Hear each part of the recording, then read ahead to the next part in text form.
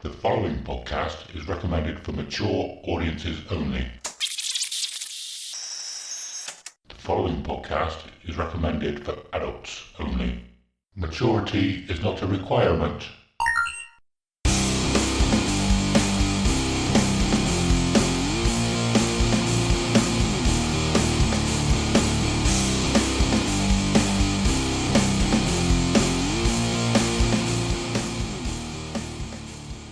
Hello and welcome to episode 6 of Bae Bloodstock, a podcast where we get to share...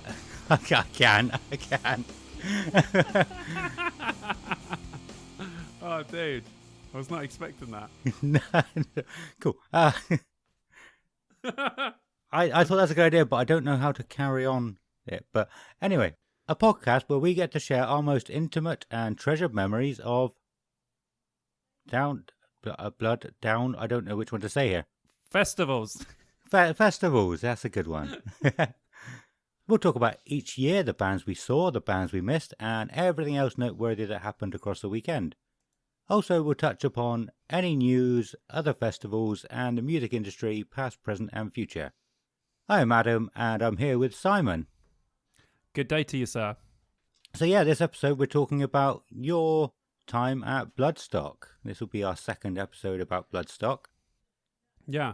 I got a few questions written down, but well, I suppose we normally do the how have you been since we last spoke? What's been going on? But again, we know you've been to an awesome festival and I haven't. You've been working hard and I haven't. Yeah. Well, I have for a few days now, but yeah. Should I just say one thing straight off the bat? It's the best, not tired wise, but hungover wise. It's the best I've ever felt after a festival. And that's weird because the older I'm getting, the more drink is affecting me. Yet I can tell you right now, on that Monday, is the best I'd ever felt after a festival. Really? Weirdly. Awesome. I have no idea why. You know, I got hammered a few nights, but yeah, I just felt great. So yeah, bonus. Awesome. I'm going to ask this straight away because I thought about it just before we started and I'm probably going to forget. Did you get recognised again for your vlogs? Nope. No? Nope, not at all. It was, to be honest, you know, we'll get into it, but it was a completely different crowd, you know, completely different. There was a few people there with download stuff on, but I think in general, the feeling and the vibe was very different. Yeah. So there was all, you know, there were people there that I take it just don't go to downloads and just go to Bloodstock. But there was I saw a lot of download t-shirts and stuff there. So there was obviously a lot of fellow downloaders going. Yeah. But yeah, no one recognised me this time. That was probably a one-off experience on the download pilot. I'll probably go to the big one and no one will say anything to me. But yeah, no, I did not get recognised. Fair enough. What else? Anything else over this last couple of weeks? No, not really. No. Just like I said, I was tired more than anything. So just a lot of sleeping and work. Although I did go in on 2 of my days off because I had some stuff to do, but that was a bit depressing. But yeah, apart from that, good. Best I've ever felt after a festival. I actually thought about an hour ago as well. I don't actually have anything to say in this bit of what I've been doing the last couple of weeks. Nothing has sort of happened and made me think I need to remember that to say on the podcast because that's awesome. But there was one thing over the weekend that I thought was slightly funny, but it was my girlfriend's brother's wedding on Saturday, and my girlfriend was part of the bridal party, so she had to go and get her hair done and everything with the rest of the girls. So I took the kids to their parents' house, and because we got a new car, well, new to us car, I said, "Oh, do you want to come in with us to her brother to go to the church?" And he was like, "Yeah." So yeah, I drove him to the church. I thought that was quite cool. That was unexpected, awesome. But I had my phone on, and it was just playing random sort of, not my playlist or anything. It sort of got to the end of the album, and then it started playing other weird stuff. And similar stuff. Yeah, had things like Limp Bizkit come on. I'm like, I'm driving him. So he's not really into rock music, and I thought he's listening to Limp Bizkit on the way to his wedding. That's good, man. Get the party going. I like it. Yeah, it was cool. And this is the bit I was saying that we need Ronnie. You know, we left a nice gap for him last time. We didn't have anything, so I think we should just say, like, Ronnie, can you talk us into the news section? And hopefully he'll give us one by next. My cats are fighting. Is your cat named Ronnie? No, can you imagine? Ronnie! Ronnie! I don't know. They're fine, but the little one just attacked the big one. So yeah, that's a good soundbite. Yeah, just as I paused for Ronnie's audio as well. But yeah, so thank you, Ronnie. Thank you for that sound clip. Sound clip that you haven't given to us. I actually don't have any news. I can't think of any news. Nothing has struck me of what's happened in the last couple of weeks. Didn't Iron Maiden release something else? Oh, they fucking did. Yeah. I haven't listened to it. I missed a ball on that one as well. You know, I said I was right there at the beginning of the Writing on the Wall. It was like a couple of days later that I heard. So they released a track called Stratego or Stratego. I don't know how you want to. Yeah, they just done it out of the blue though. It was like the other one they done stuff before, but this one they just went put it out. Ah, that's probably how I missed it. Yeah, because a friend of mine just said to me, "Oh, what do you think of their new track?" And I was like, "They got a new track again." I didn't fucking know. Have you what's it like then? It's quite good. It sounds like they've gone back to what that particular song sounds like old Iron Maiden again. I think I was going to say. I almost said it sounds like they've gone back to their roots, but the Writing on the Wall definitely isn't. So it's not like the whole album is back to what they used to sound like. But yeah, I like it. I haven't listened to it properly. I put it on probably 3 or 4 times while I was doing other stuff. But I enjoyed it. Yeah, really, really enjoyed it. Good, man. I'll give it a listen tomorrow. Yeah, it was actually at a friend's barbecue I think it was at a friend's barbecue that he told me about it. And so we put it on. But we actually put on In Search of Sun. Nice. He checked them out after listening to the podcast, and he said he really liked them. Yeah. And he put them on in the car for somebody else, and he really liked them. So he was like, yeah, let's put this on. Did you hear that, leader? You fuck. We're getting your fans here. Yeah.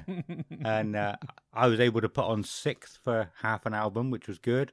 I enjoyed that. Nice. Nice. Always good. Yeah. What album? The first one. Oh, okay, good. Yeah, that's a good album. Yeah. Well done. They do weird voices. Sorry, before the show started, we were talking about doing weird. Apparently, I do loads of weird voices, and I do, but I don't know why I said apparently because it's true. But 6th, they do loads of weird voices. There you go. Oh, they do. Yeah. Yeah. That's true. The monkey is waiting in a tree. They do all that fucking weird, fucking crazy shit. Yeah, that was awesome. Didn't he do that like on his own at some point? Not with the band. He went off and tried doing spoken word songs or something. Oh, really? I never knew that. I think is it Mikey? Yeah, it was Mikey, and Justin's the one who does clean singing. Yeah, I'll check that out, man. I'll try and find some of that because all that spoken word stuff's awesome. I think the spoken word stuff on the last album is incredible. The just everything, the way they speak and they do all this weird stuff and like all of the weird sort of sad synthy violin-y stuff in the background is fucking awesome. I love it. Yeah, I need to listen to that again. Oh, dude, it's so good. It's so good. It's probably my favourite. Yeah, I've said to you that a few times that I've tried listening to it. I think with new bands or new albums, quite often I'll put them on while I'm doing something else, and it has to be absolutely incredible to sort of knock me into listening to it. Okay. Otherwise, it's just in the background. And if it doesn't have that thing to sort of kick me up the ass and say, you need to listen to me now, and because usually I remember that bit every time then, and I'll listen to it progressively a bit more each time. Yeah. And there are a few albums, like both of the other 6th albums, that I've tried listening to, but I've just got through the whole album and gone, oh, I didn't even notice it was on. But that is really interesting. That can lead on to this is not news anymore. But come on, this is something really interesting that I wanted to talk about actually. So I know a guy who, when he gets a new album, he'll go home and he'll tidy his whole flat, and he'll make sure it's all tidy and everything is nice, and he'll put it on and just sit down and listen to it in full. No, I've never really done anything like that, any rituals, but that's cool. I always thought that's quite cool. That's awesome, man. Yeah. I like that. I like that. I mean, I don't tidy my house and do it, but if I really love a band and I'm looking forward to the album, I will listen to the whole album in its entirety just off the bat. But I'll normally be not doing something else. I listen to a lot of music walking. Yeah. So if I'm walking, like I do an afternoon walk and an evening walk, and I listen to loads of shit doing that. But sometimes, if an album's really good, I will just put it on the stereo and just sit sort of on my phone and listen to the album at the same time. But it's rare that I do that. Sometimes I just listen to albums sort of in bits, and if I really like it, I'll go back and listen to it the whole way through. But yeah, that's cool, man. I like that type. Get everything ready, light a candle, prepare, and then put the album on. What if it's shit? I have no idea. I've only heard this story once, but I always remembered it. It was like over 10 years ago I heard it. But yeah, I suppose it's kind of by tidying up the space around you, you're kind of clearing your head as well, tidying your head, getting ready for the album. It's great to make an event of like an album, which is exactly what we used to do. Well, what I used to do back in the day was, you buy the album, you go home, you'd have the booklet, I'd read all of the lyrics with the songs. It's so cool to make it an event still. So I really like that. That's pretty cool. I might have to do that when the next big sort of album I've really been waiting for comes out. I expect a lot of people who listen to vinyl still do that kind of thing, because I've seen so many pictures where they've got their record player and then a little shelf to show which album is playing. Yeah, and I thought that's cool. I can imagine those kind of people doing that. Like, it is an event when they put an album on, and it doesn't have to be not necessarily a new album either. No, God, no. I've got quite the vinyl collection. Well, I say that, but I'd say over like 300 vinyls. Really? And Jesus. yeah, that's nothing to compare to some people. Jesus. But yeah, so I do have a little stand that when I'm listening to something, I put it on so people. I mean, it's only me and Vicky here. I don't know who I'm fucking doing it for. Just doing it to be a music but swat, it's cool. I like it. I like that. Yeah, it is cool. I like that. But yeah, wicked. We should do that more often. Make it like a ceremony of an album. Yeah. But yeah, I think what I said a minute ago about not being able to listen, well, not enjoying an album unless it sort of stops me in my tracks while I'm doing something else. I think that is probably a good explanation of why there are so many bands that I never got into their second album, like Trivium, Disturbed, because I'm sure I tried it. I tried other albums, but it never just sort of shook me and went, listen to me. Yeah. And so I got through it, and I was like, I'm not bothered about them anymore. Then. Yeah, that happens, unfortunately. But the good thing is you can always go back. I've missed albums, where I've been like, not really in the mood for it, and then I go back a few years later, and I'm like, oh damn, man, so good. Yeah. What was I on? But sometimes, you're just not in the right frame of mind. You're not in the mood for that kind of stuff. I go through phases with my music all the time. Sometimes I want to listen to really dark stuff. Then I'm like, fuck that. I want to listen to some really happy shit. Then I want to listen to some proggy shit. But it comes in like, month segments of what I want to listen to. So I guess if it doesn't come to you at the right time, you're like, nah. But then you might go back at some point and be like, actually, this is sick.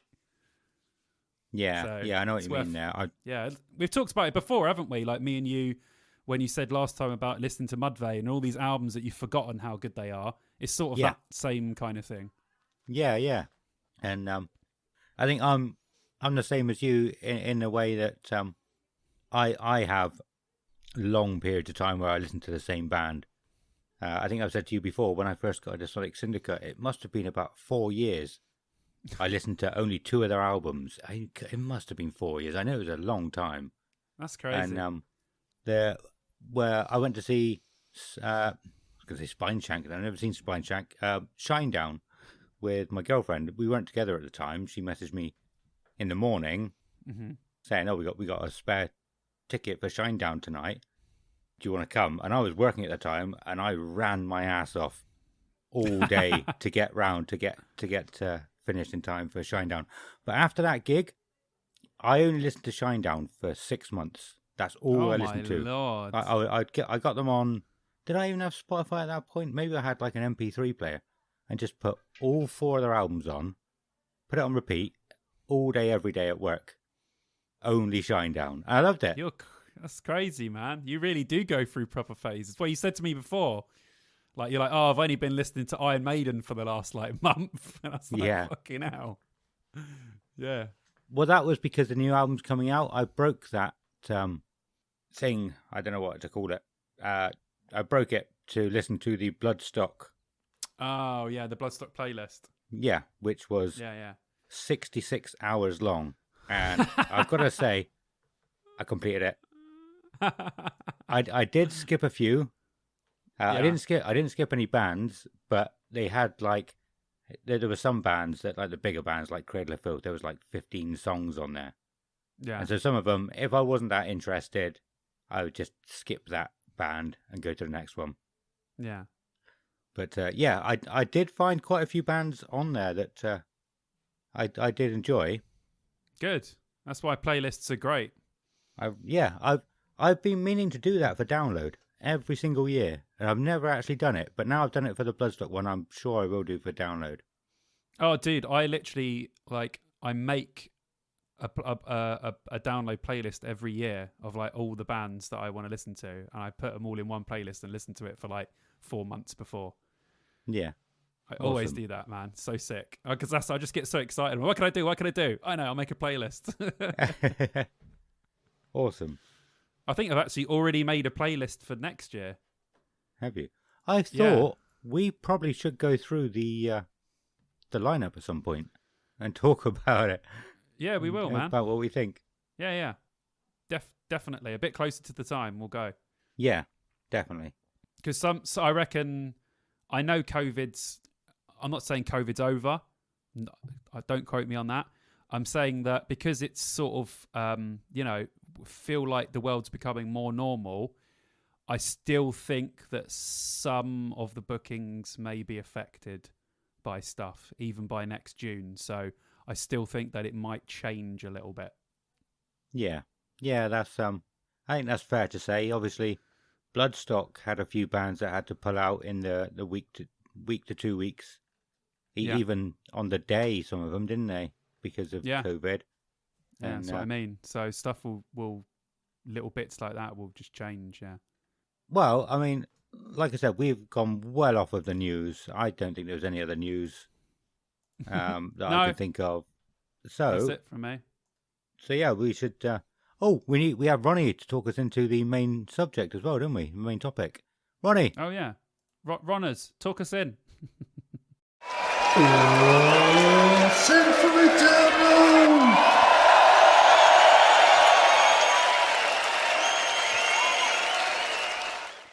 Thank you again, Ronnie. So, I don't know what you want to do first, whether you want me to ask you some questions first or go through some of the bands that I enjoyed from the playlist. No, ask me some questions, bro. What questions you got for me?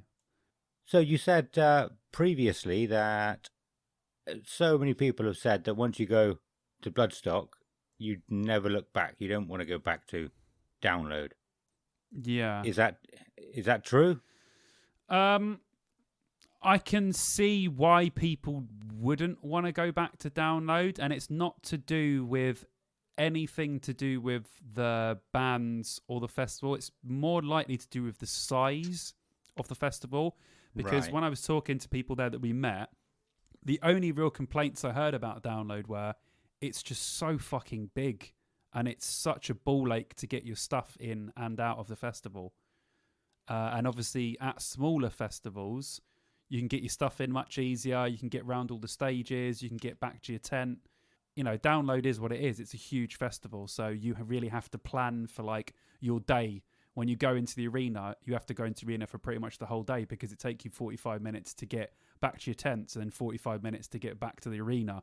So you really have to plan for that. Where at a smaller festival, you can nip back to your tent, like I done multiple times, and grabbed a couple of drinks and sunk a few real quick, or quickly had something to eat and then went back into the bands without really wasting too much time. So I think that was the only thing that I could agree with people saying, that obviously smaller festivals are better for that, which makes perfect sense.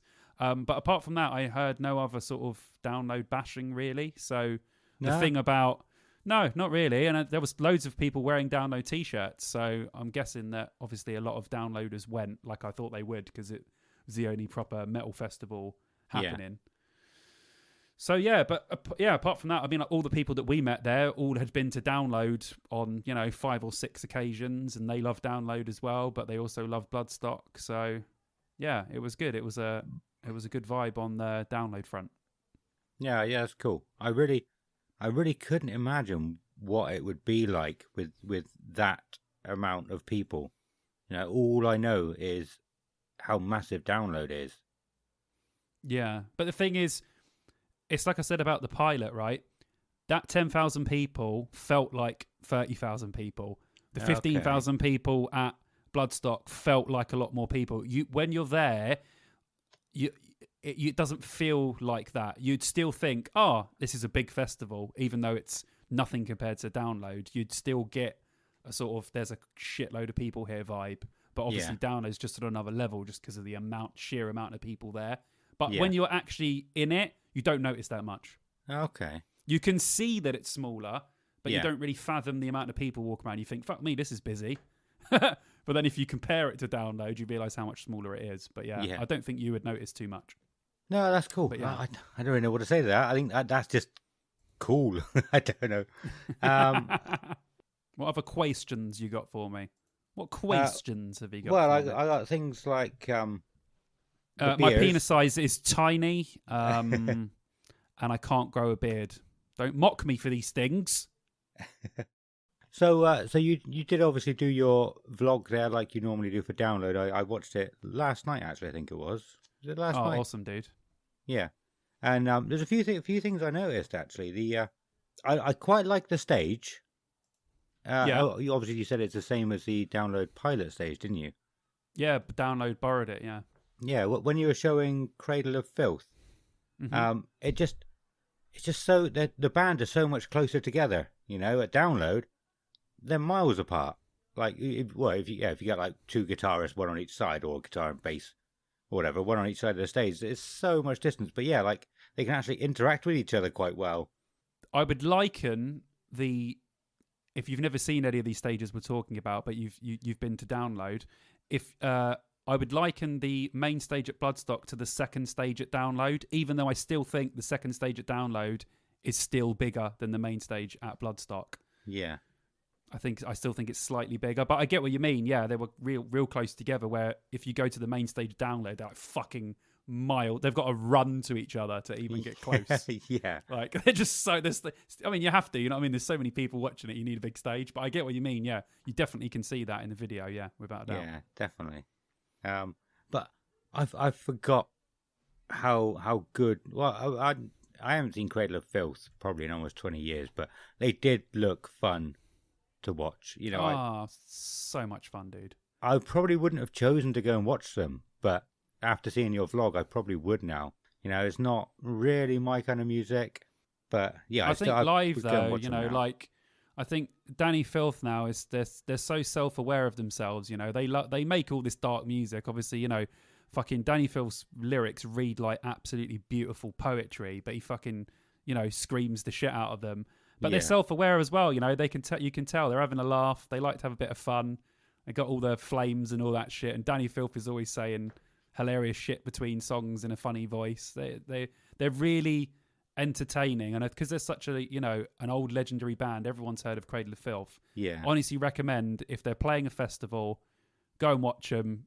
You'll enjoy something about the show, because they really do put on a fucking fantastic show. The only thing I will say, the Cradle of Filth were excellent. Danny Filth's voice is insane.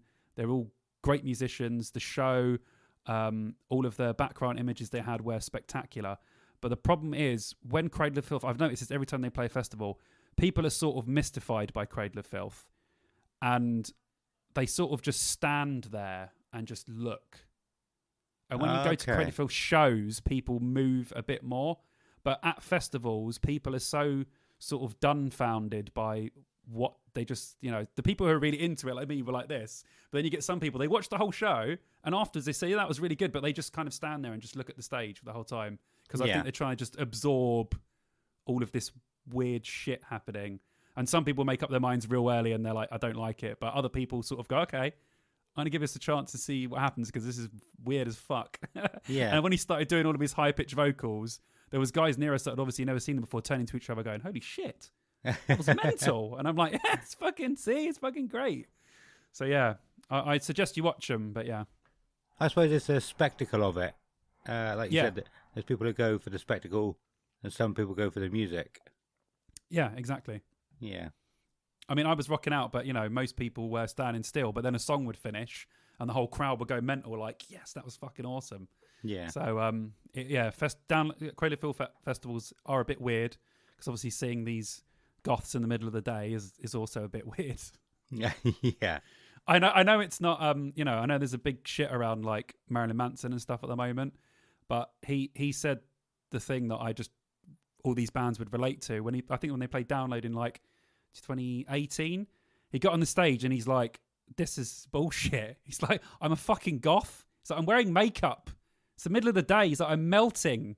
It's like, get that big ball of light in the sky out of here. Where is the nighttime? And I was like, I bet all these bands just feel like that. They just want to play a really dark venue, but they've got to play in the middle of the fucking day in Derby. Do you know what I mean? Yeah. I just thought that was great.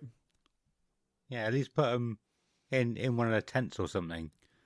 Yeah, exactly. Make it as dark as darker. possible. Yeah. Yeah. Awesome. But yeah, no, they'll have to do it.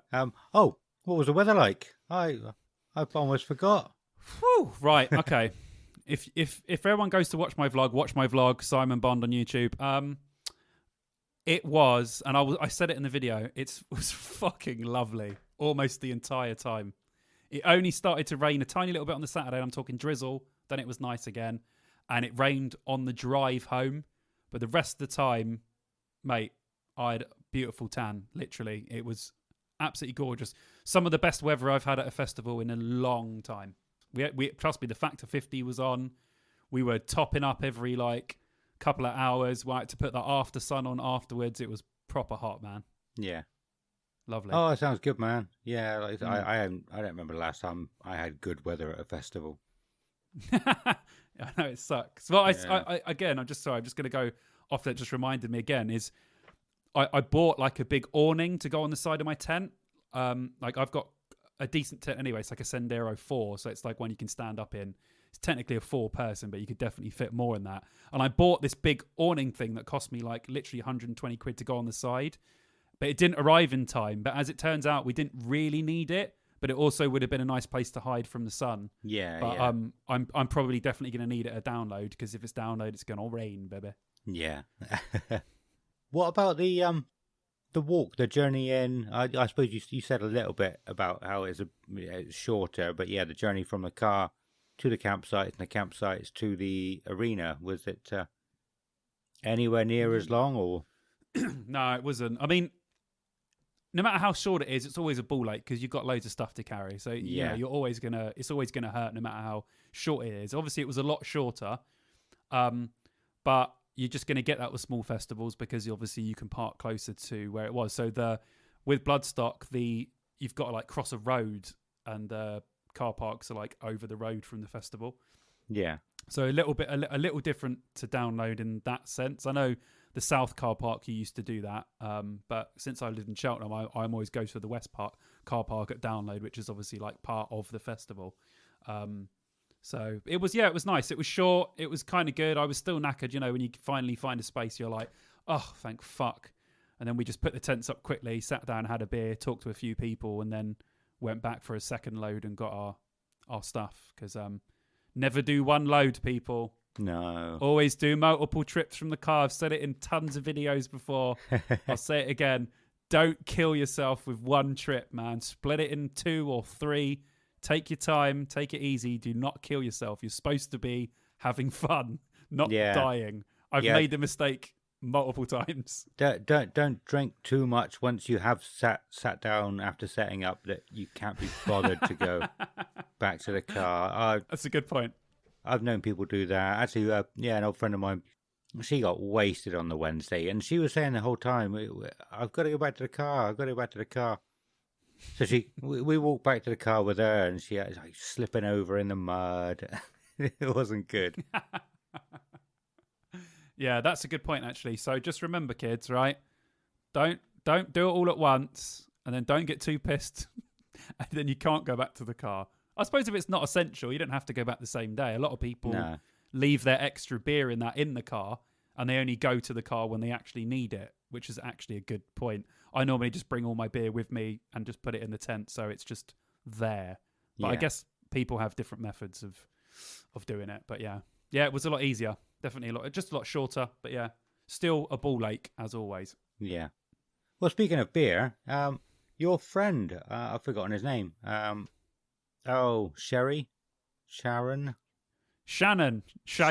Shane. His name's Shane, but I call him Shannon. Okay, Shannon. Purely just because it annoys him, yeah. The beers that he had, what were they? Yes.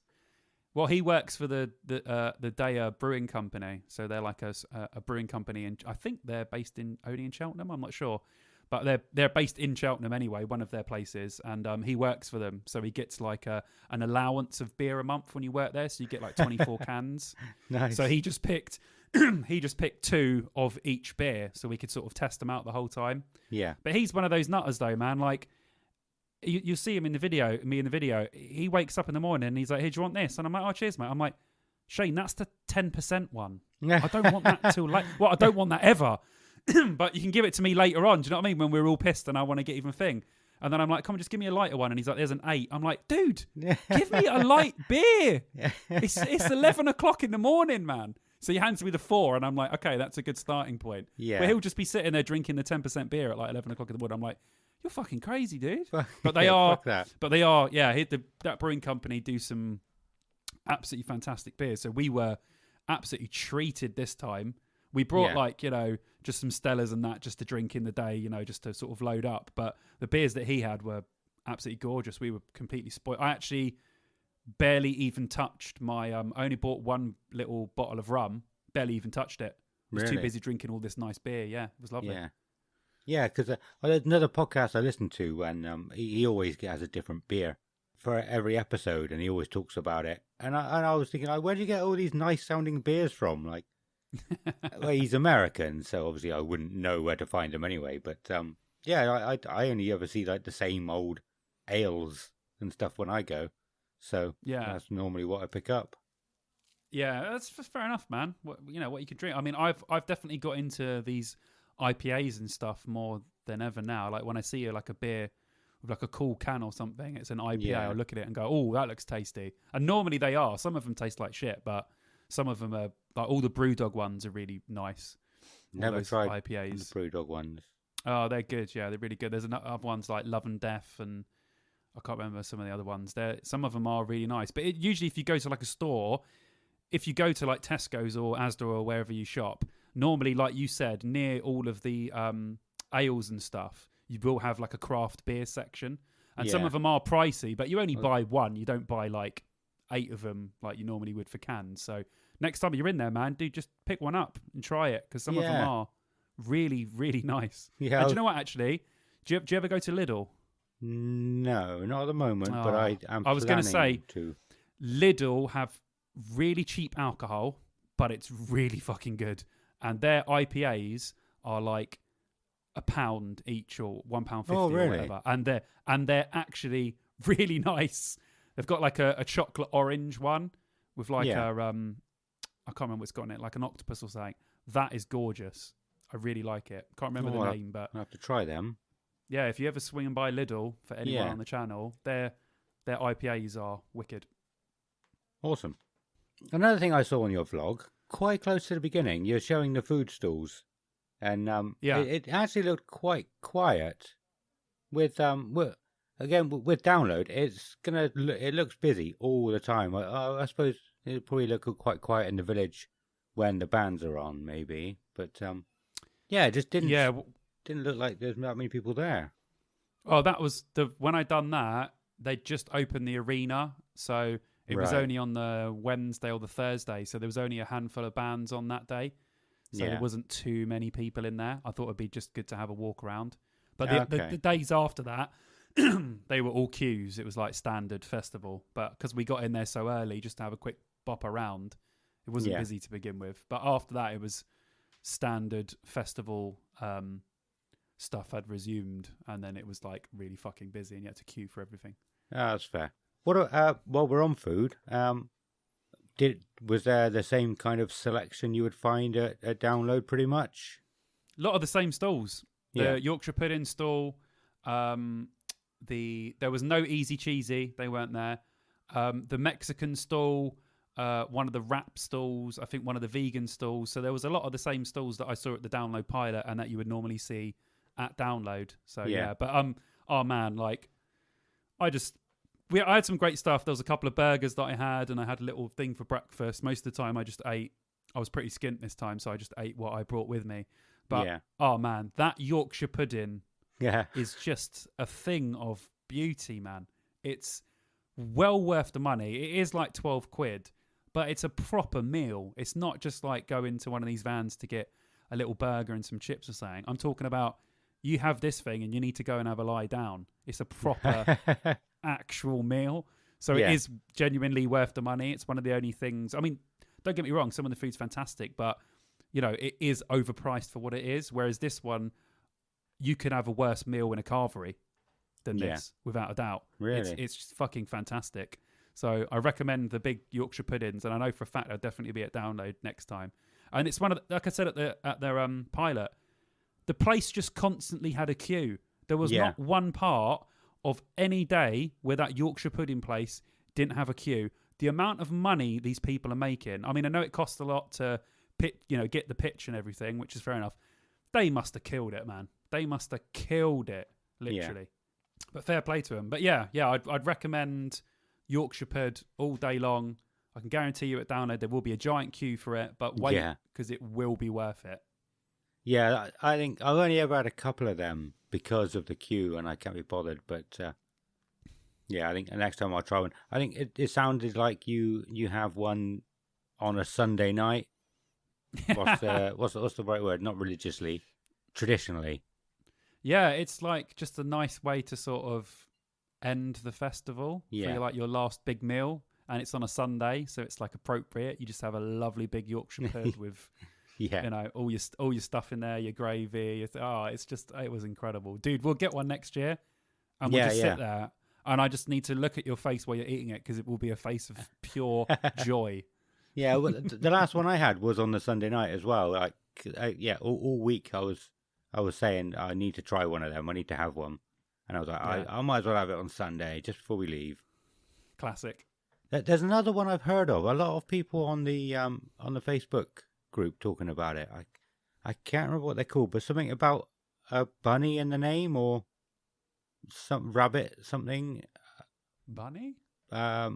Apparently it's like is a Brazilian thing where you've got like half a loaf of bread hollowed out with some kind of stew inside it or something. Oh, I've never heard of that, but it sounds fantastic. Apparently, well, yeah, everyone's raving about it, and I'd never heard of it before.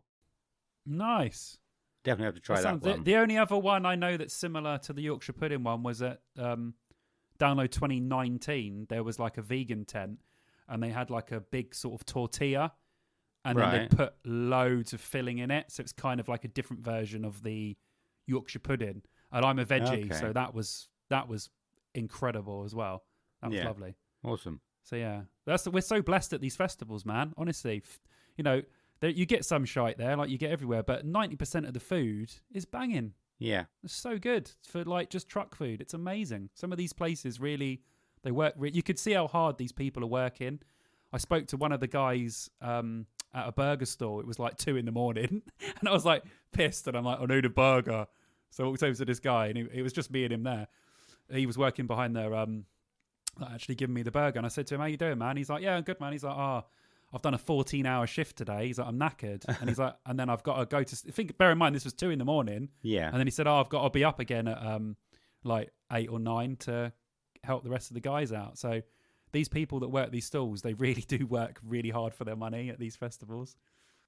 They work super hard, so yeah. I think that's another thing we can do. We've obviously covered what it's like to play at Bloodstock and download. Mm-hmm. What it's like to be one of the food vendors. We could have somebody on. Oh, that would be fantastic. I know one person who has done it, but his food stall just disappeared.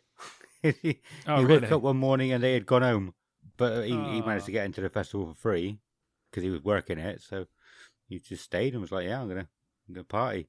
But I know one person that's worked behind at a coffee counter right, for the festival, so that might be interesting if we can get Sammy on, because he'll know what it's like. He worked Download 2018, I think it was. yeah. Oh, is your Sammy So, a bloke? yeah, Sammy, he's the bass player in Ah, my band. cool. So yeah, But he was could he was helping out and doing some work for one of his mates, so he worked in the coffee stall. yeah, because we spoke about this before when I said we had a Lewis and a Sammy, but our Sammy Yeah. was a woman. So Well, we actually had two Sammys. Ah. One guy, one girl. Oh, Spelled excellent. differently. So we had Sammy SAMI, yeah, and then we had Sammy SAMMI. yeah, Or cool. was there an E on the end? Possibly. Yeah. I can't remember. Oh, we're the coolest. I do We are know cool dudes. the guy that my friend was working for. I actually worked with him. I think it's him and his brother doing it. I worked with him at Domino's like, I don't know, I want to Nice. say 11, 12 years ago. And he messaged me a few years back and said, look, I saw you went to download. If you ever want to go, I can get free tickets for you. And I was like, awesome. And then the next year, I messaged him and never heard back. But he didn't actually say at the time that it might have been working. I'm not sure if he would have expected me to work, and if that was the case, I probably would have said nah, because I'm happy to pay for it and just have fun, and Yeah. just get drunk the whole time. Yeah. I wouldn't want to be tied down to having to work. But I yeah, s- he offered I me s- free tickets, and then Oh. never heard from him. So one thing I heard, it was a long, long time ago. It might have worked like this back then, but I'm not sure if it would anymore. But I heard a guy saying that he knew somebody who had like a food stall, and that all of the food stalls have to buy all their food from Download Festival itself. What? That's why it would be so expensive, because Download Festival sell it at an expensive price to them, and that's why so for example, all the buns, the burger buns would be exactly the same wherever you went. But then there's places like, see, it probably wouldn't work anymore because No, that can't be all right. of the- Well, not anymore anyway. No. yeah, like you said, all of the massive variety that you can get, Download Festival Yeah. aren't going to go, well, we're going to buy the noodles No. just to give to the noodle God, people. they'd have to have a whole team just for curating all of this insane stuff, because you've got Mexican, you've got Chinese, you've got like American style, there's so much different stuff. That would be mental. Yeah.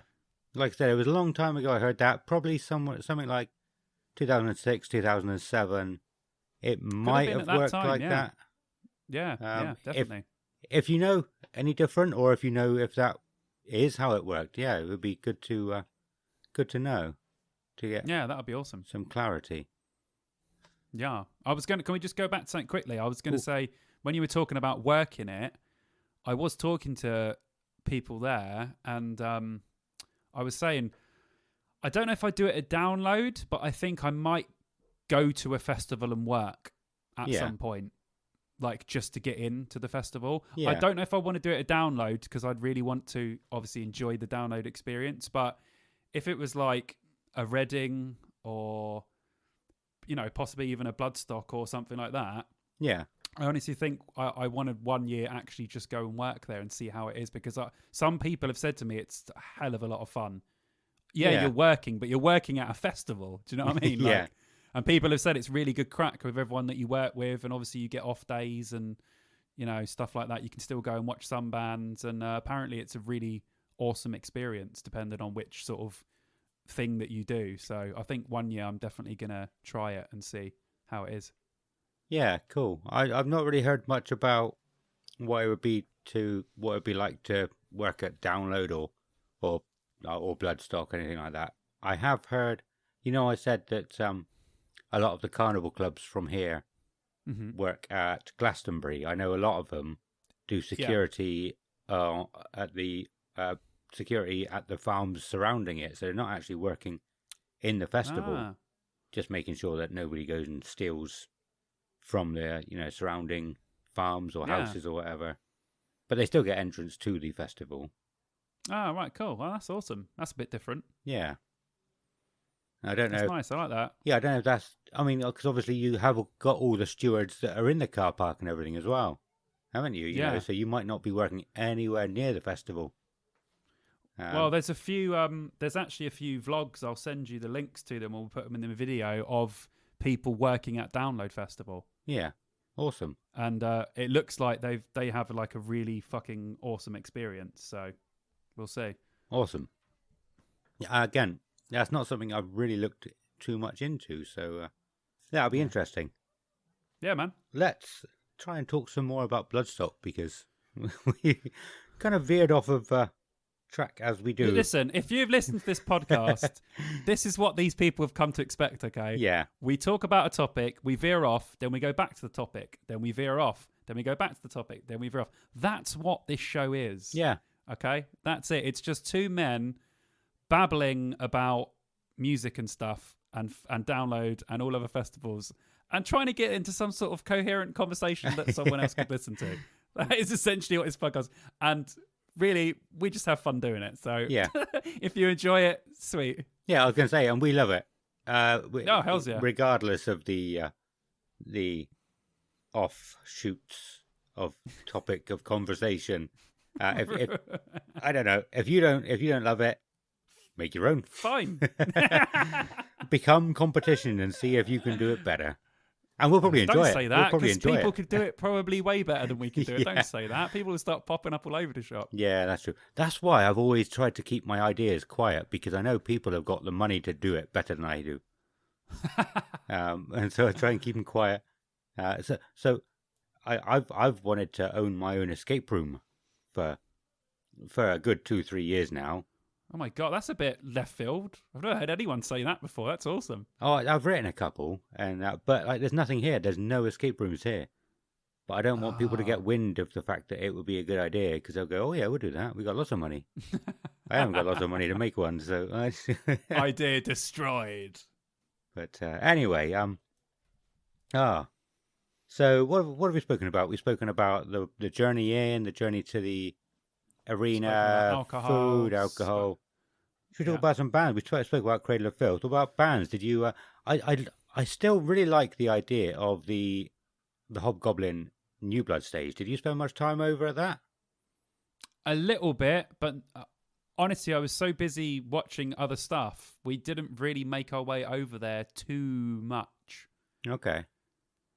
I wish I had time to go and see every band, but I always try and make my way over to stuff. But yeah, I watched loads of stuff that I hadn't seen before. I would say out of all the bands, my band when I was like, whoa, I never knew this band was this good, was Creator. Yeah. Yeah, I didn't know too much about them, just listened to them a little bit, but holy hell, what a barnstormer of a gig that was. Jesus, absolutely incredible. I was blown away. Couldn't believe how incredibly tight and great their bloody songs were. Awesome. I was completely blown away by Creator. I was like, wow, I'd never realized how powerful this would be live, and it was just insane. And the guys we were with, they were just going crazy, man. We met this guy called Matt there, and he was just in the pit the entire time. Yeah. And when he came out, he just had no voice left. And he's like, yeah, that was really good, man. And I was like, yeah, fun. He's like, oh, mate, that was so sick. I was like, that was absolutely brilliant. So that was my kind of I was going to go watch them, but I didn't actually realize how fucking much I would enjoy it. Yeah. Oh, that's cool, man. Yeah. I obviously heard them on the playlist. And they're pretty much the same as you. Like you said last episode, they weren't really my kind of thing. But for a band that are headlining that I've never really heard before, you would go and see them and just go, why What's the deal with them? Why are they so Yeah. big? Yeah. Yeah, now I know. Bloody hell. Absolutely incredible. It's such a shame I haven't been listening to them for longer. But yeah, really, really cool.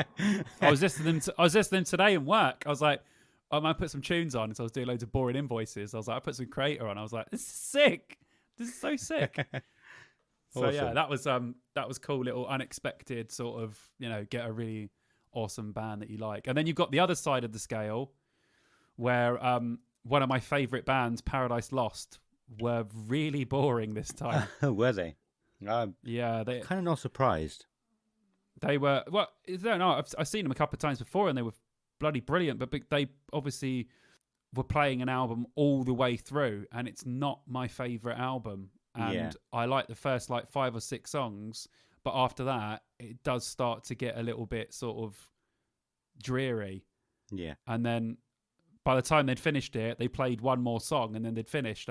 So it was. I don't think it was anything to do with their performance. I just think that I don't know why they were doing Draconian Times. I know it's anniversary sort of stuff and all that, but to do Draconian Times all the way through, just it didn't work for me. Yeah. It would have worked in a venue to Paradise Lost fans, but it didn't work at a festival. I was really hoping they were going to do a best of set, Yeah. which would have been much better. But it just really didn't. As much as I fucking love this band, and everyone knows how much I love Paradise Lost, Yeah. it just didn't grab me like their other shows have. I was just like, yeah, this is a bit boring, actually. This is a bit boring. And then Cradle of Filth came on afterwards and absolutely tore apart, complete opposite. So I know what you mean with Paradise Lost, because I think I'm not sure if I put it in the last episode or cut it when I said that I wasn't expecting to see them. I think it was in there, and so I got there. I got right to the front, and I was going mental for all the songs that I knew, but all the songs that I didn't know of theirs, I was like, what do I do? I don't really know what to do. I was like going from really singing along to every song, like right at the front, like I said, to just jumping around. Like, I want to listen to this. So I just stand here whilst everybody else jumps around singing around me. yeah, it was disappointing. Just not because they were bad, but just because it just wasn't the right vibe for that festival. They should have played a best of, but oh well. What can you do? Do you know what I mean? Yeah, and I'll see them again, and they'll be amazing. So we're going to go see it. I think they're playing. They've got some shows up. They're playing in February here. are they? Yeah, in Bristol. Yeah. Awesome. Yeah, because So I wasn't too keen on Draconian Times either. I remember when I got into them, and I think it was my cousin who was into them first, and he was saying how much of an amazing album it was, but I just never saw it. I could never get into it. no, like the first 7 songs are awesome, but then after that, I don't like any of them. Really? Well, not that I don't like them. They're not bad songs. Like they don't write bad songs, but they're just like yeah, it's okay. Yeah. But the first 7 tracks are unbelievable. But after that, it's just like, do you know what I mean? And then you're just like waiting for it to finish. So live, it just didn't translate properly. Yeah. I can't remember many songs from the album now. I probably would know some, but can't remember it at the minute. From me listening to the Bloodstock, I forgot what it was called earlier, didn't I? Playlist. Yeah. There was only 2 bands that sort of made me stop and actually go and listen to their stuff instead of trying to get through the playlist. The first one was a band called Cottonmouth. You heard of them? Okay. No. They were on the New Blood stage. They won the Nottingham Oh. Metal to the Masses. And I got to their Spotify Nice. and they had like less than 1,000 listens on most of their songs. Yeah, not surprising. That's what's good about those playlists. But you can't tell who's big and who isn't.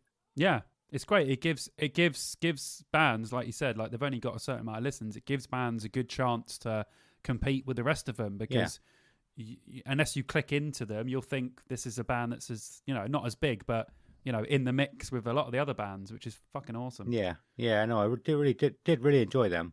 They weren't as heavy as a lot of the other bands, so I think I expect a lot of the bands that I liked were from the New Blood stage, and they weren't as heavy as the other ones.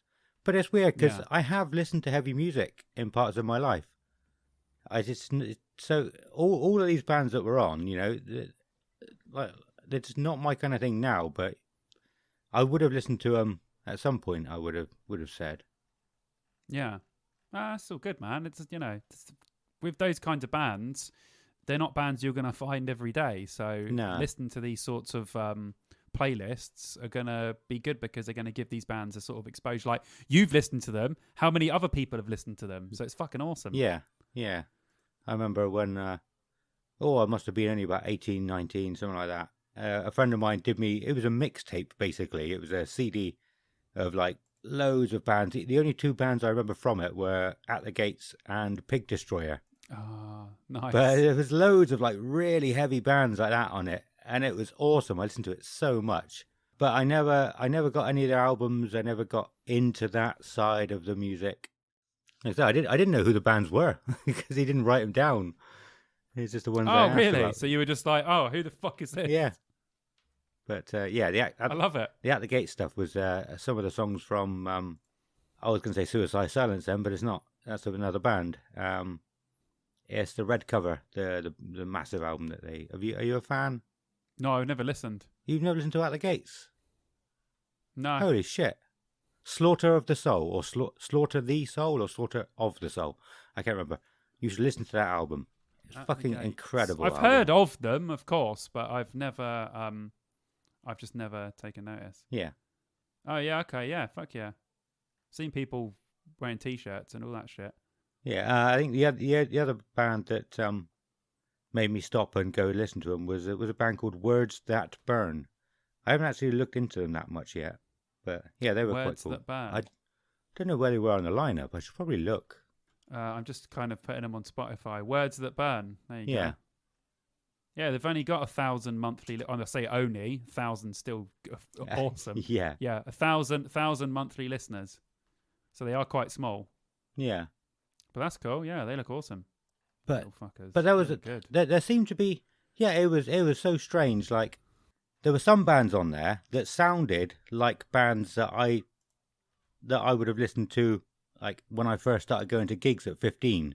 Yeah, It was just like that same kind of sound, and it's weird how there probably hasn't been bands that sounding like that all the way through, but like that kind of sound, I can't explain it, but real sort of rough, heavy. I'm not good with words when it comes to just describing this kind of thing, but yeah, it was weird. yeah.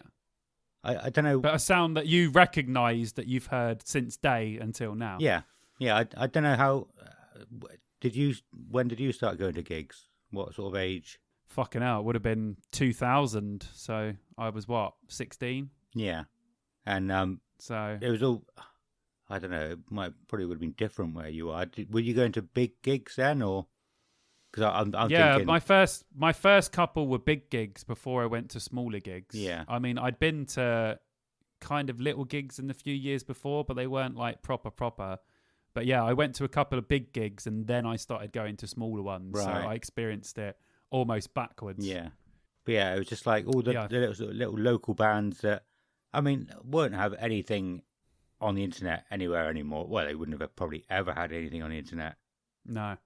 But yeah, it was cool. It was cool to hear that kind of sound again. You know, I haven't got any bands. I didn't write the bands down that I can use as an example. I'd be interested for you to, sort of get more on this because it would be nice to figure out what sound you're actually talking Yeah, about. I like I'll it. listen to the 66-hour playlist again, and Well, maybe have a flick through, and then it would be nice for you to sort of give us some more information on the exact sound that you're talking about, because that's intriguing. That it's something that you've heard for a long time. yeah. Oh no, it was like because it seemed like all the bands, all the little local bands had the similar sound. I don't know if maybe it was the acoustics of the room that made it sound like that. Maybe it was the recording process that they used that made it sound like. I don't know, but yeah, I'll do some research again. Yeah, do it, man. Definitely. What else were we talking about? Sorry, Bloodstock bands. We went off track again. What did we talk about? Yeah, so I said before about Paradise Lost. Cradle of Filth were fucking fantastic. Creator were great. I'd have to say, though, my favourite performance through the whole weekend was Devin Townsend, without a shadow of a doubt. Yeah, That was something phenomenal. He that guy really takes you to another place. And this is the first time I'd ever seen Devin Townsend before, and I've been a fan for a number of years now. And oh man, I was completely blown away. It was absolutely brilliant. And the fact that he'd only had 3 days to rehearse with these musicians. And, little fun fact for you, you'll never guess who played bass. Your mate Sammy? No, that would have been great. The bass player from Sixth, James Leach. And yeah, he was playing bass for them. And he's in another awesome band that I love called Gold Key. But he's obviously a shit hot bass player. But it was really cool to look up and go, oh, wait a minute. Oh, God, that's so cool. I'm not sure who the other guys were. I'll look into that for next time. But I'm telling you what, right? For rehearsing for 3 days as a band, or however, like 2 or 3 days, oh my word. What a fucking performance that was. Was that just so he didn't Absolutely. have to have the rest of the band come over then? Yeah, because he had real difficulty. So Devin Townsend, just like Creator, they came over and they isolated for like 2 weeks before they could play. You know, so they really put a lot of effort into coming out for this festival. Yeah. And for the Devin Townsend gig and the Creator gig, they were both fantastic. Was well worth it. But that Devin Townsend performance was off the charts. Played a best of set. I was singing along. I was just in such a great mood. And on the vlog, I told you afterwards, we all like Devin Townsend. And Shane, who was with me, he's obviously heard Devin Townsend. But even he was like, holy hell, that was one hell of a performance. He loved it. So when we all got back to the tents, you know what it's like after being at a festival. If you haven't been before, it's weird how if you see a really good band, it puts all of you in a really good mood. Yeah. And then when you go back to the tents, everyone's just in the best mood ever. Yeah. And you just want to stay up the whole night and just fucking talk shit. And that's exactly what we had on the Friday night. Everyone was just buzzing after Devin Townsend because it was so good. Awesome. So, yeah, that was my performance of the weekend. But as well, I saw Phil Campbell and the Bastard Sons, who were fucking fantastic. Who else did I see? Saw Skin Dread, who, as always, fucking brilliant. Just absolutely tore the whole place a fucking new one because it was fucking great.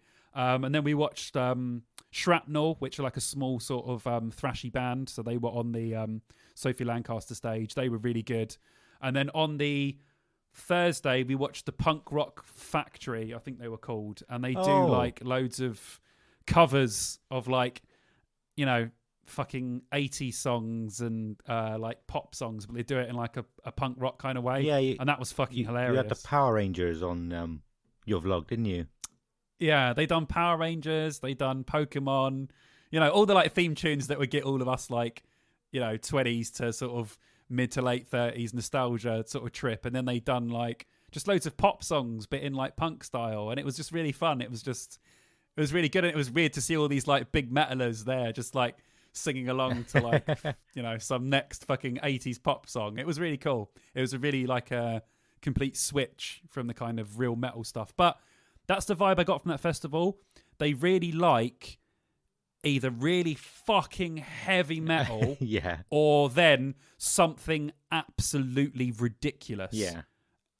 Do you know what I mean? And then everything in between that. It's just so strange how you see all these big metal guys like leaping around to all this stuff that's just just mental. Like that's the kind of really good thing I got from that festival. They really like to have fun and enjoy themselves and have a laugh, and it really showed with the bands. Some really fucking awesome performances, and the rest of the time I just got pissed. Yeah, good man.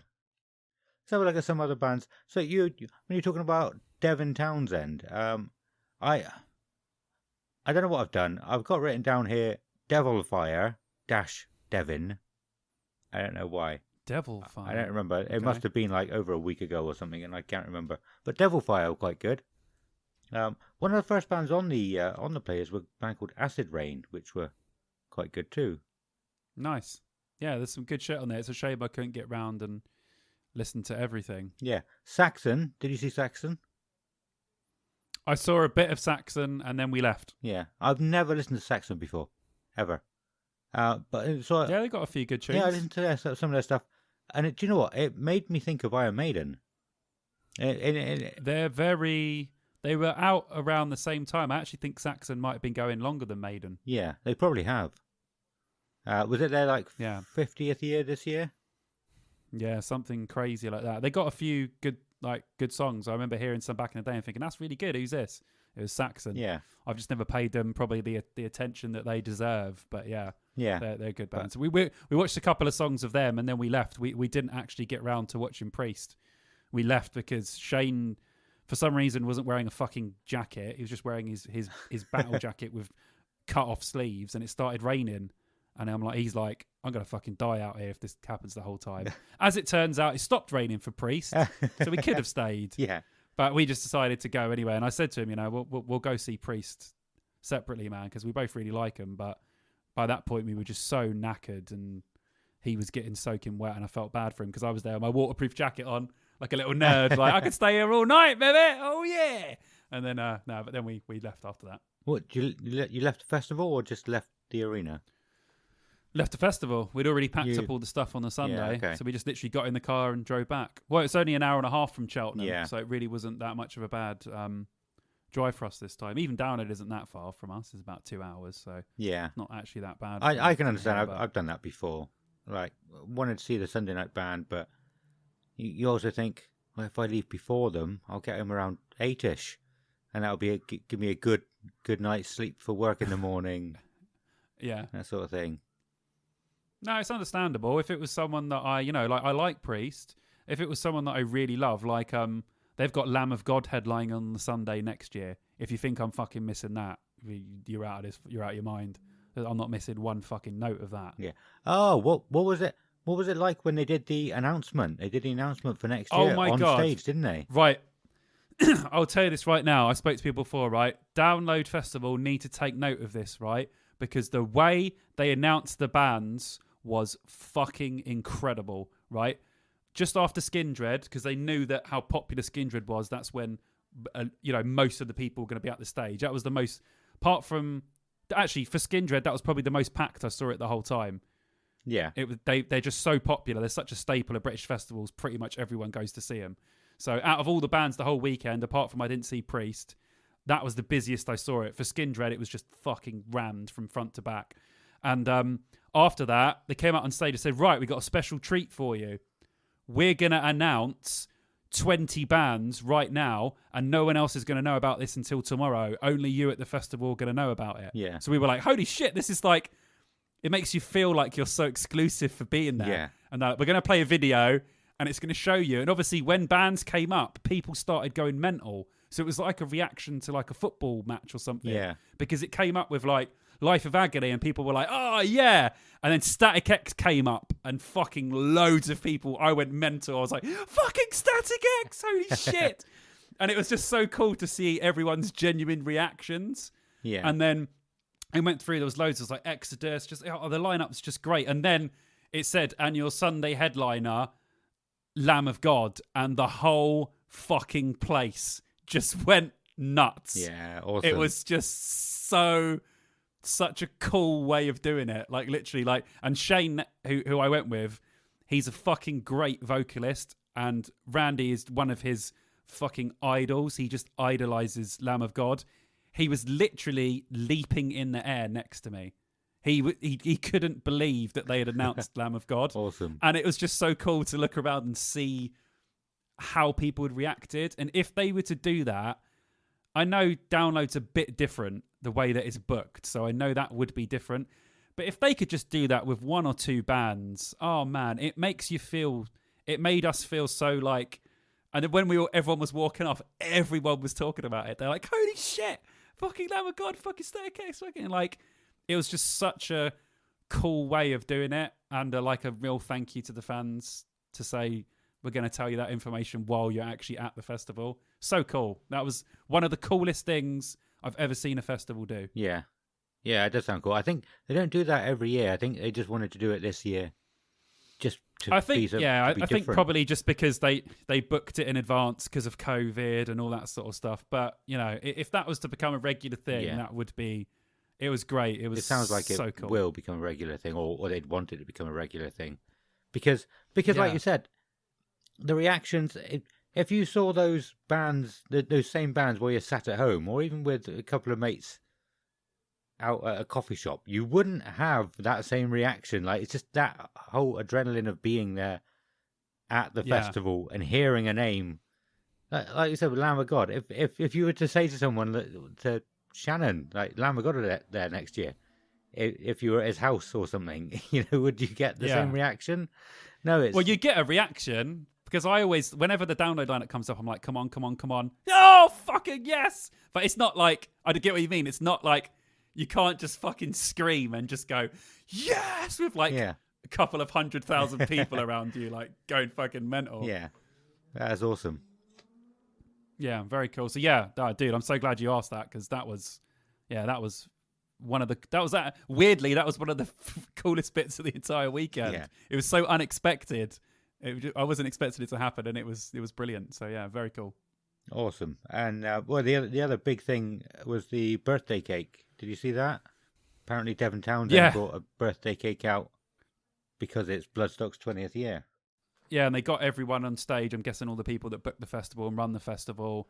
And he sung Happy Birthday, played it on the guitar, and then there were fireworks as well. It was really cool. Awesome. And everyone sung Happy Birthday Bloodstock. It was, I don't know, it felt kind of wrong being there because it was my first time. Yeah. And yet I was singing Happy Birthday to Bloodstock, even though I'd only been there once. So it was kind of like being at a friend's party that you don't really know that well, but it's their birthday, but you've been invited by your mate's mate. Yeah. And you're just there going, happy birthday, man. I don't really know you that well, but great for existing this whole time. So that's kind of what it felt like. But it was really nice. And you could see that the hardcore Bloodstock fans in the audience, they were loving it. So it was very cool. Yeah, I'm glad you said that because I think I would have felt a bit awkward doing the same thing. Yeah, and I would have thought, am I the only person that feels like this? That feels weird and awkward. But no, yeah. I was just, it's like slow clap, like, oh, awesome, man. Well done. Well, you had other people going, yeah, oh man, Bloodstock, yes, yes. Like, it was good to see people's different reactions. Awesome. I'm trying to think what else I can ask you. Another thing I've noticed, I've seen just from the Facebook page, people really take pride in leaving their tent pitch clean and empty. Yeah, actually, do you know what? You've just reminded me of something. That's a good question.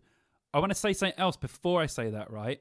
All right. In the day, it was so fucking messy there. It was way messier than Download.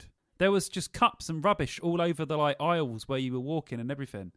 It was, I don't know if it was just our campsite. I was in the biggest one. I don't know if all the others were like that because we only had to walk around the last few nights, but it was there was shit everywhere. Yeah. Literally everywhere. And I think at Download, they have people walking around now, don't they? Like litter picking and doing it sort of in the day. There's probably somebody throwing a bin bag around. He probably said to his mates, if I see a black bin bag, I'm lobbing it. There we go. We got there in the end. Adam. Oh, God. Yeah. Someone had been throwing around. Yeah, see, someone had been a bad boy, throwing around rubbish, and it was covered in crap. But like you said, when people started leaving, they really make sure they cleaned up everything. Like we done that. We left 4 black bags all tied up, ready to go. We left all the rest of the pitch all completely tidy. People leaving, yes, it was very tidy, which is really good to see. I know Download's got a lot better. Obviously, it's a lot bigger, so it's a lot harder to control. Yeah. And Download has got a lot better about doing stuff like that. More difficult with more people. But yeah, big up to Bloodstock for the people that went for that because they really were sort of tidying away all their rubbish and that. So that's pretty cool. Is there anything else you can think of that people might want to know? I'm starting to run out of questions. I would say toilet wise, there was only a few times when I went to the toilet and the pile was so high you couldn't go. The rest of the time, it was okay. You get a shock. One day you'd walk into the toilets and they'd be, nice and fresh. Other days you walk in, they'd be not so fresh. Yeah. But there was a lot of funny messages on the back of the door, so it was quite funny. A lot of people brought pens and wrote stuff everywhere, so that's always fun to read when you're half cut. Yeah. And trying to take a poo in a field. It's not very nice experience for anyone, but yeah. But they also ran out of hand sanitizer very quickly, which was annoying. I don't know if I said this to people there, but they couldn't tell me. I'm like, does Bloodstock normally sell out? Because there's a lot of people here.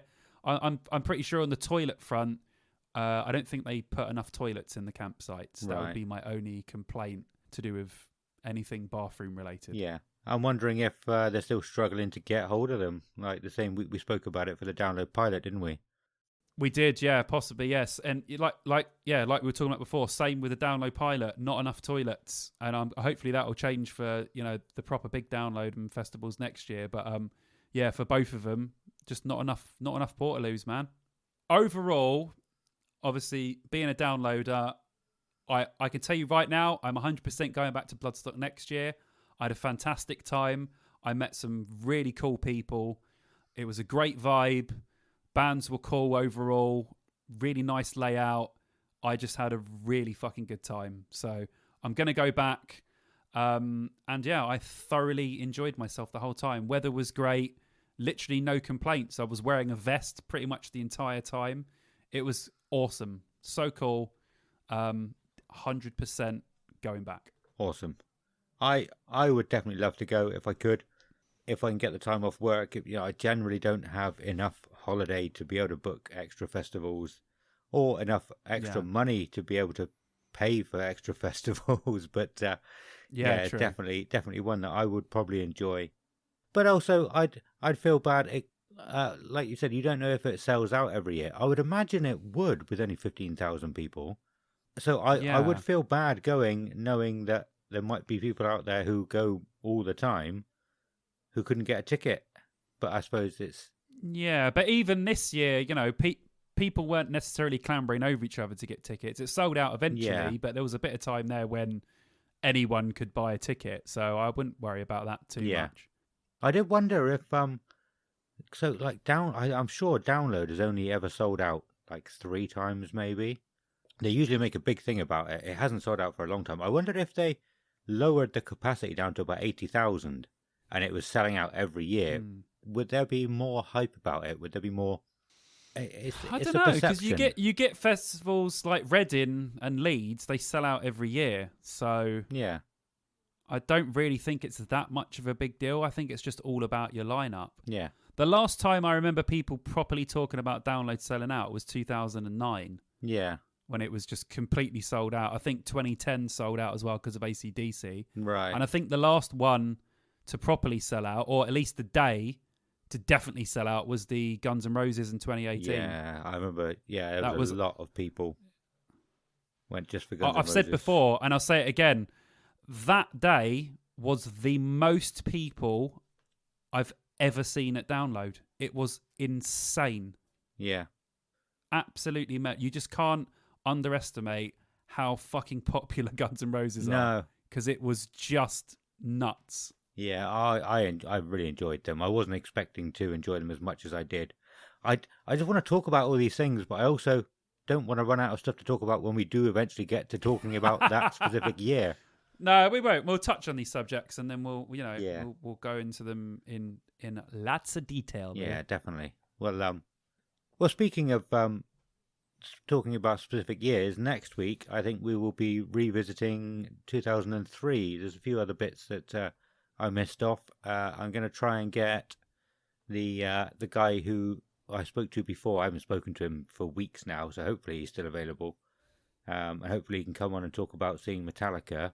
I know I'm doing this a little bit earlier than I normally do, but it was a good segue. So yeah, next week we should be touching on 2003 a bit more, and I think the episode after will be about 2 weeks after Iron Maiden's album's released. So we should be able to get that one in there.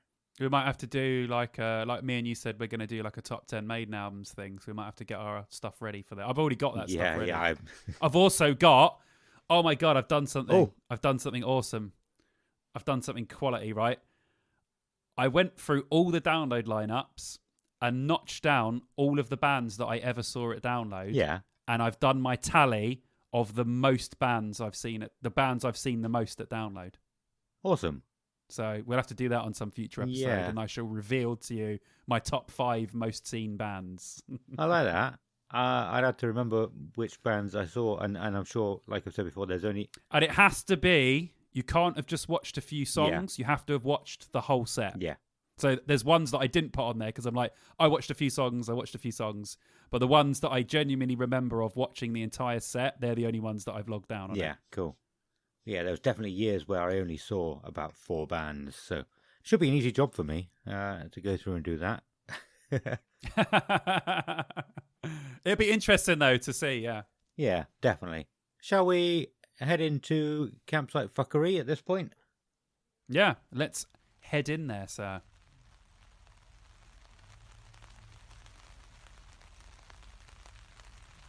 Awesome. Have you got any news stories from Bloodstock that you want to talk about here? Did you witness anything? Oh, I should probably do the intro to it properly, shouldn't I? Fuck me. So, Campsite Fuckery is a section of the show where we talk about any funny, strange, or interesting stories from. It doesn't have to be from the campsite, but yeah, from the campsite or festivals in general. This section is for you guys, so we want you to send your stories to us. It could be from the arena, the walk there, or anything else related to the festival. I'll go over all the ways you can reach out to us at the end of the show. So did you get any? Have you got any stories from Bloodstock? Any new ones that you want to share? I wouldn't say stories. I'd say things that I witnessed, because Bloodstock is really big for bin jousting. So they get on the big biffa bins and they smash them together, and you've got to fight each other on top and all that. I only saw that once in the day, but as it turns out, they removed all of the big bins purposely so people couldn't do bin jousting. So on my vlog, if you guys watch it, you'll see a couple of people crashing into each other, and then the security guy just automatically comes and takes the bins. So they kind of improvised this year, because the one things I did with was there was big crowds of people, like sort of at the entrance of the main campsite, and it was just people wrestling. There were these guys like, okay, 3, 2, 1, wrestle, and then people were just wrestling, and that was great to watch, like just a giant crowd of people wrestling. And then the next night, we sort of went down, got some beers, and thought, we're going to go over there and see what's happening, because there's always like a big commotion. Yeah. And it was it was wrestling, but you had to have someone on your shoulders. So kind of like water wrestling, but without the water. So that was quite funny, because you saw a lot of people fall off. And then the third night, it was just people getting naked. What? That's it. There was one guy completely naked, other women asking other women to get their tits out and saying, get your tits out, and everyone was just flashing their tits, and then other people were just, it was crazy. It was, honestly, these Bloodstockers are all nutters. It was a lot of fun to witness. So yeah, they were just doing all this mad shit. I was like, what the fuck's going on here, man? You lot are crazy. So those are the sort of things that I was witnessing. And it was always like weirdly at like, 1 or 2 o'clock, when people were really reaching that highest peak of being really drunk. Yeah. But yeah, it was so cool to see those things, because some of those things I haven't seen at Download for years. So that was pretty cool. Yeah, that's quite funny actually that you say that, because when you were first saying it and you said it's always in the same place, it made me think of the Lion's Pride Inn in Elwyn Forest in World of Warcraft, because they've always got like dueling there, people fighting against each other.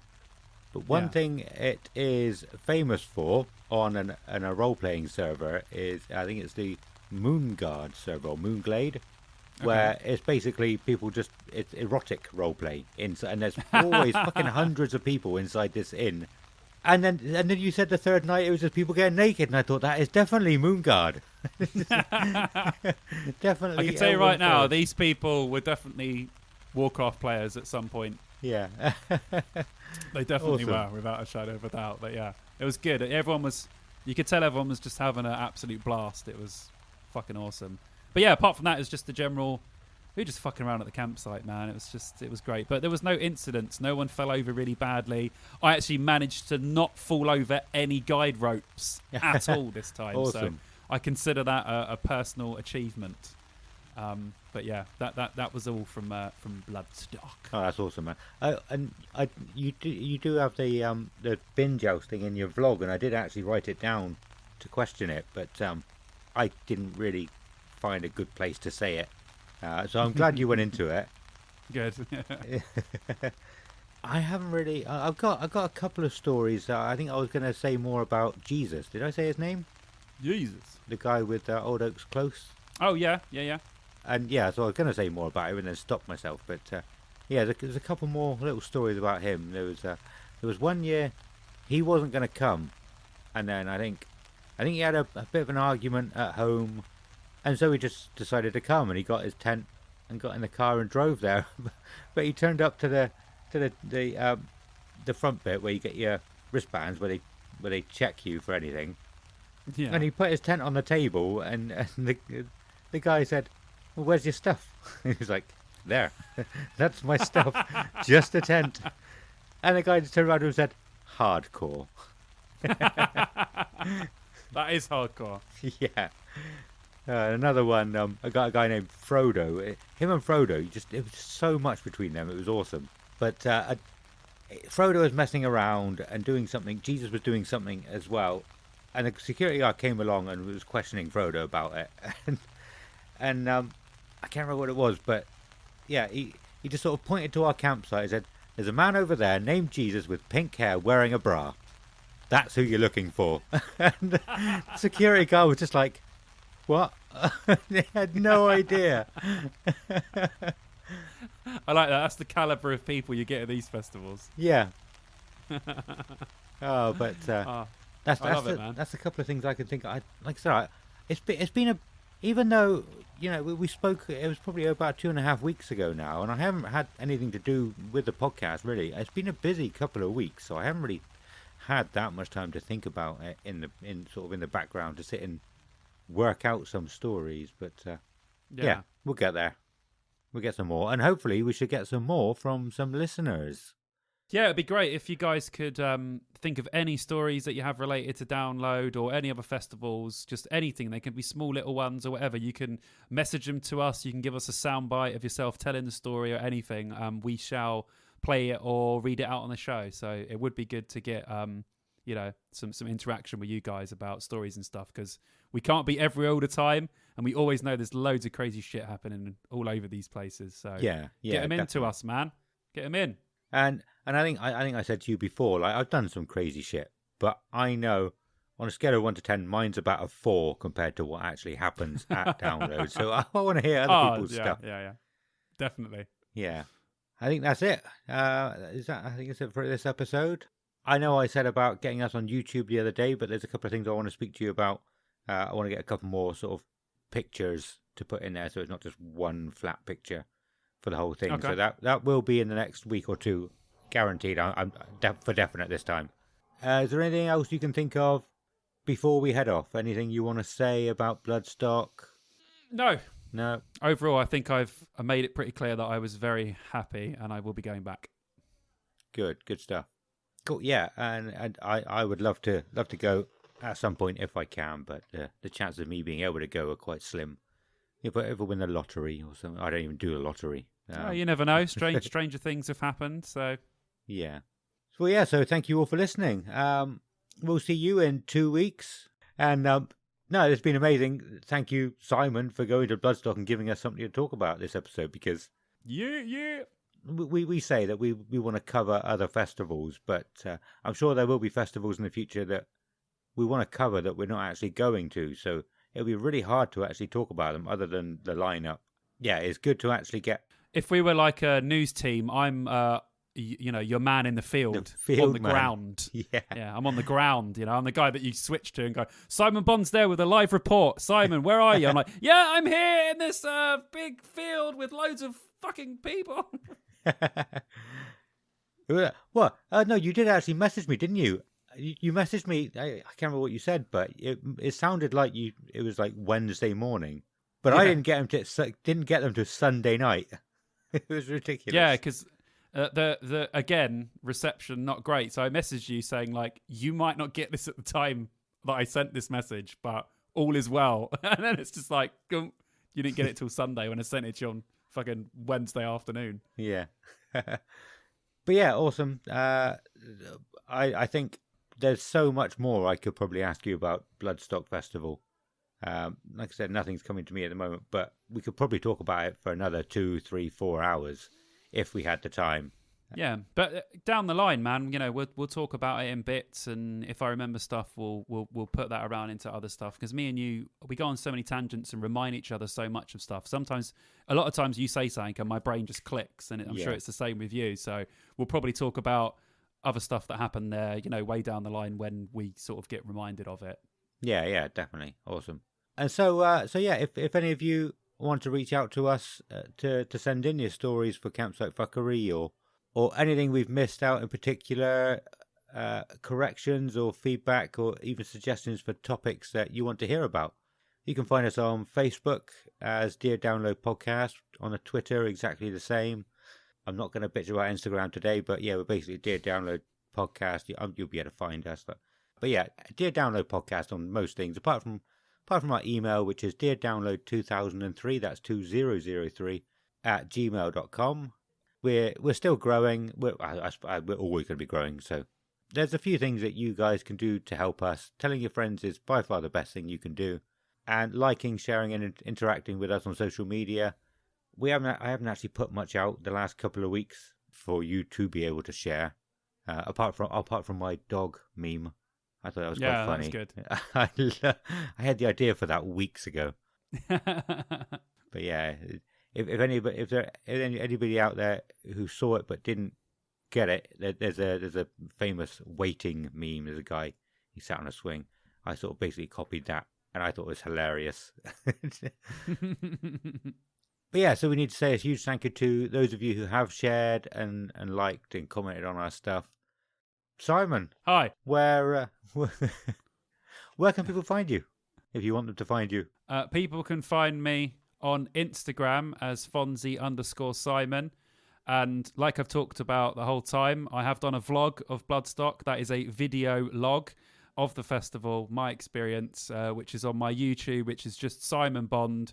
If you type that in, or if you type in Bloodstock vlog, it should come up on my channel. Like and subscribe. Like and subscribe. Yeah, no, it's good. Like I said earlier, I watched it. It's like 47 minutes, and that just flew by while I was watching it. I did not realise I was watching it for almost an hour. Yeah, because I like to do. Some people like to do really long sort of bits of videos of just people doing nothing. Yeah. I like to do short and sweet, but I do a lot of short and sweet bits of the video. So it turns out that even though they're really, shortish clips of different bits and, people having a laugh and that, it actually does end up to be quite a lot of time. So this one ended up being like 47 minutes. But when you're watching it, that's pretty standard for a vlog on YouTube. Some people do like hour and a half. So mine's actually quite short. How long does it take you to edit that kind of thing? Not too long. I'm using Shotcut at the moment, which is really, really good. And because I do them in such short bursts, I try to film them as much as I can to a point where I don't need to edit them that much. When I first started doing videos, I really struggled with, I was just filming absolute crap and it took me ages to go through and get the bit I wanted. Yeah. Whereas now I've got much better. This is where I start it. This is where I stop it. So I don't actually have to do too much editing. So it will take me, sometimes an entire evening, sometimes an evening and a half to edit them. So if I want to fuck about with them and put stupid stuff in, then it takes a little bit longer. But it depends on, how I'm feeling with the vid. That's cool. I think that's everything for this episode. We've rambled on way too long again. Yeah, we always do. Standard. No, it's not too long. It could have been much longer. Good, it's good. It's good information about Bloodstock. I hope. Oh yeah, the same as last episode. If you have come here just because this episode is named Bae Bloodstock, because that's what I want to call it. Just because it's Bloodstock. I hope you enjoy what you heard, and hopefully you stick around for some of the other episodes, because we do. We just have a laugh, don't we? We just man, have fun. Talk about everything. Talk about some cool stuff. Hells yeah. Not just download. It's because we're cool dudes, man. Two dudes with attitude. Yeah. No, I'm joking. But yeah, no, we are. Yeah, so yeah, as Adam said, if you've listened to this and you're just more of a Bloodstock person, stick around for the next couple of episodes. You might like it. If not, thanks for listening, and I really enjoyed Bloodstock. Yeah, we better head out. That's it. So it's goodbye from Simon. A goodbye. And goodbye from me. Goodbye.